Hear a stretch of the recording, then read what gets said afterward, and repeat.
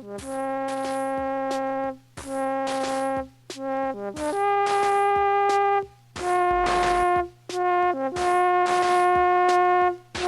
Call of the Wild by Jack London.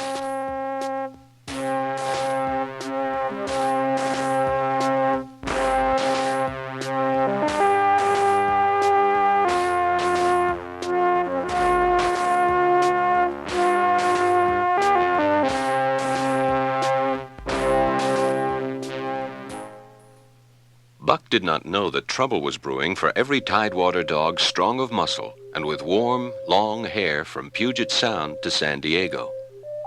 Because men groping in the Arctic darkness had found a yellow metal, and these men wanted dogs, and they wanted heavy dogs with strong muscles by which to toil and furry coats to protect them from the frost. Buck lived at a big house in the sun-kissed Santa Clara Valley. He was king over all creeping, crawling, flying things of Judge Miller's place. He was neither house dog nor kennel dog. He carried the judge's grandsons on his back and guarded their footsteps through wild adventures down to the fountain in the stable yard. Buck's father was a huge St. Bernard, but Buck was not so large. He weighed only 140 pounds, for his mother had been a Scotch shepherd dog. This was the manner of dog Buck was in the fall of 1897, when the Klondike strike dragged men into the frozen north. Buck did not know that Manuel, one of the gardener's helpers, was an undesirable acquaintance who loved to play Chinese lottery. This made his damnation certain. No one saw him and Buck go off through the orchard on what Buck imagined was merely a stroll. No one saw them arrive at the flag station known as College Park. A man talked with Manuel, and money chinked between them. To his surprise, a rope tightened round Buck's neck, shutting off his breath. Never in his life had he been so angry. But his strength ebbed, his eyes glazed, and he knew nothing when the train was flagged and the two men threw him into the baggage car. For 2 days and nights this express car was dragged along the tail of shrieking locomotives, and for 2 days and nights Buck neither ate nor drank. He did not mind the hunger so much, but the lack of water caused him severe suffering and fanned his wrath to fever pitch. So changed was he that the express messengers breathed with relief when, at Seattle, they carried the crate into a small, high-walled backyard. A man with a red sweater was, Buck divined, the next tormentor. "Now, you red-eyed devil!" And Buck was truly a red-eyed devil as he drew himself together for the spring. Straight at the man, he launched his 140 pounds of fury. In midair, he received a shock that brought his teeth together with an agonizing clip. He whirled over, fetching the ground on his back and side. A dozen times he charged, and as often the club broke the charge and smashed him down. With a roar that was almost lion-like in its ferocity, he again hurled himself at the man. But the man, shifting the club, struck the shrewd blow he had purposely withheld for so long, and Buck crumpled up and went down, knocked utterly senseless. He was beaten, but he was not broken. He had learned the lesson. It was his introduction to the reign of primitive law. Now and again men came, strangers, and at such times the strangers took one or more of the dogs away with them. His time came in the form of a little weazened man. "Sacre damn that one damn bully dog. How much?" "300, and a present at that. And seeing it's government money, you ain't got no kick coming, eh, Perot?" Buck saw money pass between them, and was not surprised when Curly, a good-natured Newfoundland, and he were led away by the little weazened man. And that was the last he saw of the man in the red sweater. As Curly and he looked at receding Seattle from the deck of the Narwhal, it was the last he saw of the warm Southland. Buck's first day on the Daya Beach was like a nightmare. These dogs and men were not town dogs and men. They were savages who knew no law but the law of club and fang. He had never seen dogs fight as these wolfish creatures fought. Curly was the victim. She, in her friendly way, made advances to a husky the size of a full-grown wolf. There was no warning, only a leap in like a flash, a metallic clip of teeth, a leap out, and Curly's face was ripped open from eye to jaw. It was the wolf manner of fighting. But there was more to it than this. 30 or 40 huskies ran to the spot and surrounded the combatants in a silent circle, licking their chops. Curly rushed her antagonist, who met her with his chest that tumbled her off her feet. She never regained them. This was what the onlooking huskies had waited for. They closed in upon her, and she was buried, screaming with agony beneath the bristling mass of bodies. So that was the way. Once down, that was the end of you. Well, he would see to it that he never went down. Spitz ran out his tongue and laughed. And from that moment, Buck hated him with a bitter and deathless hatred. Before he recovered from the shock caused by the tragic passing of Curly, he received another shock. Francois fastened upon him an arrangement of straps and buckles. So he was set to work hauling Francois on a sled to the forest and returning with a load of firewood. Buck learned easily. Day after day, Buck toiled in the traces, and always they pitched camp after dark, eating their bit of fish and crawling to sleep in the snow. Buck was ravenous. So greatly did hunger compel him, he was not above taking what did not belong to him. His first theft marked Buck as fit to survive in the hostile Northland. It marked further the decay of his moral nature. It was all well enough in the Southland to respect private property, but in the Northland, under the law of club and fang, whoso took such things into account was a fool. And not only did he learn by experience, but instincts long dead became alive again. It was no task for him to learn to fight with cut and slash and the quick wolf snap. And when on the still cold nights he pointed his nose at a star and howled long and wolf-like, it was his ancestors howling down through the centuries through him. And his cadences, the cadences were their cadences, the cadences which voiced their woe and what to them was the meaning of the stillness and the cold and the dark. The dominant primordial beast was strong in Buck, and under the fierce conditions of trail life it grew and grew. Possibly because he divined in Buck a dangerous rival, Spitz never lost an opportunity of showing his teeth. It was inevitable that the clash for leadership should come. At the mouth of the Tahkeena one night after supper, Buck turned up a snowshoe rabbit. All the stirring of old instincts was Buck's. He was ranging at the head of the pack, running the wild thing down, the living meat to kill with his own teeth. But Spitz, cold and calculating, left the pack and cut across a narrow neck of land. Buck did not know this, and as he rounded the bend, he saw another frost wraith leap from the overhanging bank into the immediate path of the rabbit. It was Spitz.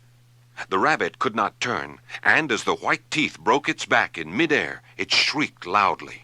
Buck did not check himself, but drove in upon Spitz. In a flash, Buck knew it. The time had come. It was to the death. As they circled about, the scene came to Buck with a sense of familiarity. He seemed to remember it all. The white woods, the moonlight, and the thrill of battle. These dogs that were ill-tamed wolves were now drawn up in an expectant circle. To Buck, it was nothing new or strange. It was as though it had always been. Spitz was a practiced fighter. In vain, Buck strove to sink his teeth in the neck of the big white dog. Time and time again he tried for the snow-white throat, and each and every time Spitz slashed him and got away. Spitz was untouched while Buck was streaming with blood. The fight was growing desperate, and all the while the silent and wolfish circle waited to finish off whichever dog went down. But Buck possessed a quality that made for greatness: imagination. He rushed as though attempting the old shoulder trick, but at the last instant swept low to the snow and in. His teeth closed on Spitz's left foreleg. There was a crunch of breaking bone, and the white dog faced him on 3 legs. Thrice he tried to knock him over, then repeated the trick and broke the right foreleg. Then Buck sprang in and out, but while he was in, shoulder had at last squarely met shoulder. The dark circle became a dot on the moon-flooded snow as Spitz disappeared from view. While Perrault packed the camp outfit and loaded the sled, Buck trotted up to the place Spitz would have occupied as leader. It was his by right. He had earned it, and he would not be content with less. Francois grinned. His traces were fastened, the sled broken out, and with both men running, they dashed out onto the river trail. It was a record run.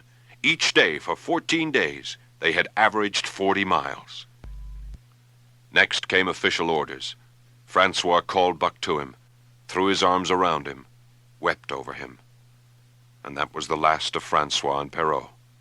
Like other men, they passed out of Buck's life for good. A Scotch half-breed took charge of him and his mates. This was the mail train carrying word from the world to the men who sought gold under the shadow of the pole. One day was very like another, but best of all, perhaps Buck loved to lie near the fire.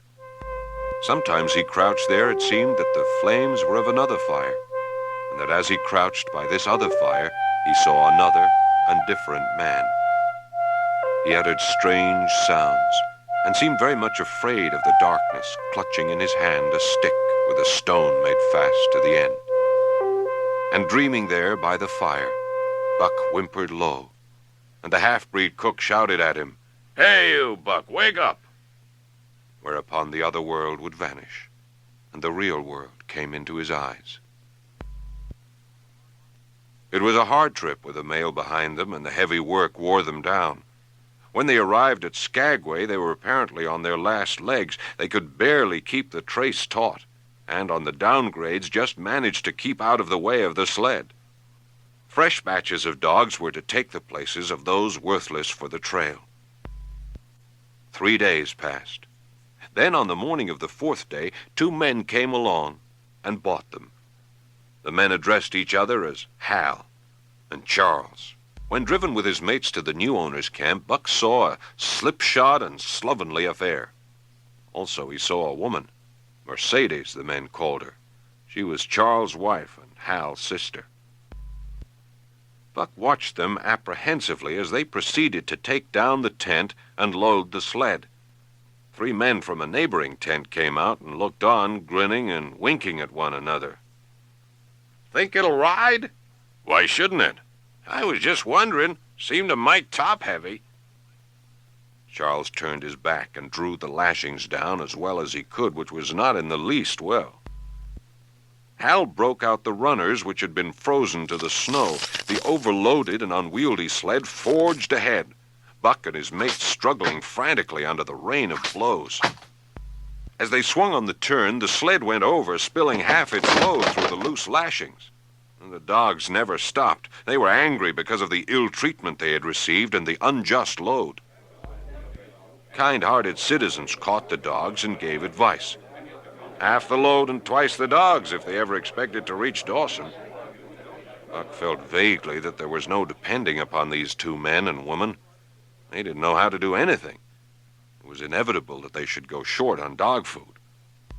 Hal awoke one day to the fact that his dog food was half gone and the distance only quarter covered. So he cut down even the orthodox ration and tried to increase the day's travel. But not only did they not know how to work the dogs, they did not know how to work themselves. The first to go was Dub. The Newfoundland went, followed by the 3 short-haired pointers, the 2 mongrels hanging on to life, but going in the end. By this time, all the amenities and gentleness of the Southland had fallen away from the 3 people. In the excess of their own misery, they were callous to the suffering of their animals. And through it all, Buck staggered along at the head of the team as in a nightmare. All the stiffness and gloss had gone out of his beautiful furry coat. The hair hung down, limp and draggled, and matted with dry blood where Hal's club had bruised him. As it was with Buck, so it was with his mates. It was beautiful spring weather, but neither dogs nor humans were aware of it. From every hill slope came the trickle of running water, the music of unseen fountains. The Yukon was straining to break loose the ice that bound it down. And amid all this bursting, rending, throbbing of awakening life, like wayfarers to death staggered the two men, the woman, and the huskies. With the dogs falling, Mercedes weeping and riding, they staggered into John Thornton's camp at the mouth of White River.